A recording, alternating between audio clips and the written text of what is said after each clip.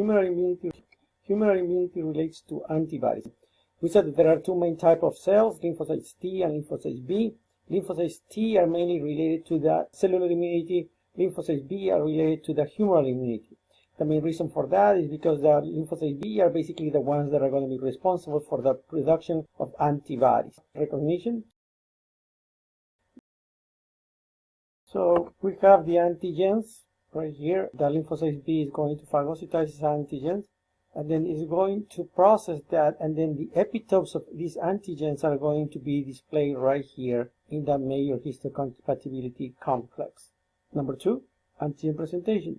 The lymphocyte B is going to process that antigen and is going to display the epitope right here in the cell membrane using the major histocompatibility complex. Then, once this is available in the lymphocyte B cell, the T helper comes over here, and the T helper is going to identify the antigen being displayed by the lymphocyte B. What the T helper is going to do is going to release interleukins. What interleukins are going to do are going to stimulate the production of more lymphocytes B. What is that called? Clonal selection. What happens with these lymphocytes B? They're going to go through a process of differentiation. After differentiation, these lymphocytes B will turn into plasma cells, and some of them will go into memory B cells.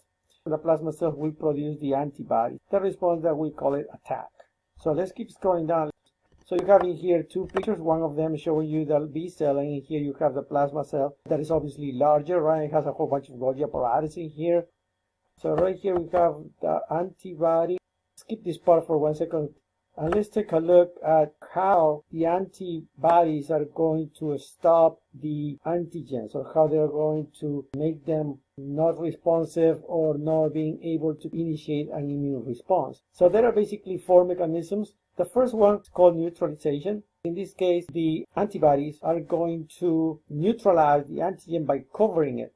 Since it covers it, then obviously the antigen will not be able to trigger an immune response. Next one is the complement fixation.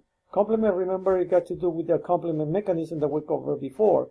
So in this case, IgM and IgG are going to attach to the antigen, therefore initiating the complement mechanism that eventually will finalize with the inflammation, phagocytosis, immune clearance, and cytolysis, which are the results of the complement activation.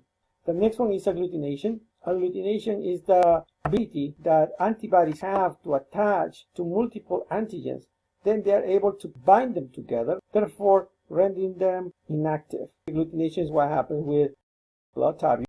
You have an example in here, antibody attaching to multiple red blood cells. Why? Because if the antibody has multiple areas of attachment, precipitation, antibodies link multiple antigens, and they form these big antigen-antibody complexes. They are so big that they cannot remain dissolved in the solution, and because of that, they precipitate into different areas of your body, and they can be removed by macrophages, for example.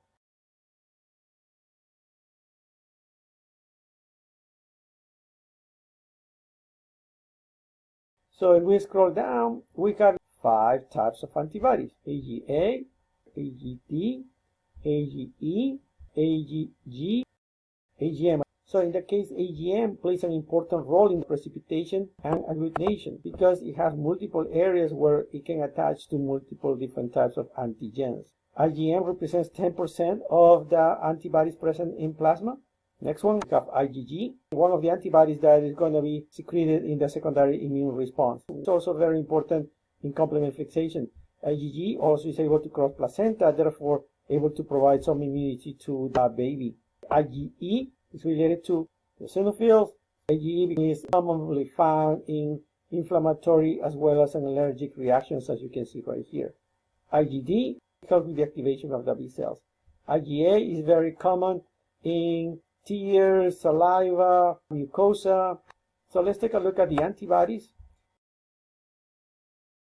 Right here you have the characteristics of the antibodies. It's going to have heavy chain because it's long, light chain because it's short. This area right here is the antigen binding site. This is the area that is going to change, therefore it's going to be called a variable region. This area and this area don't change, therefore they are called constant regions. They are attached to each other right here using disulfide bond.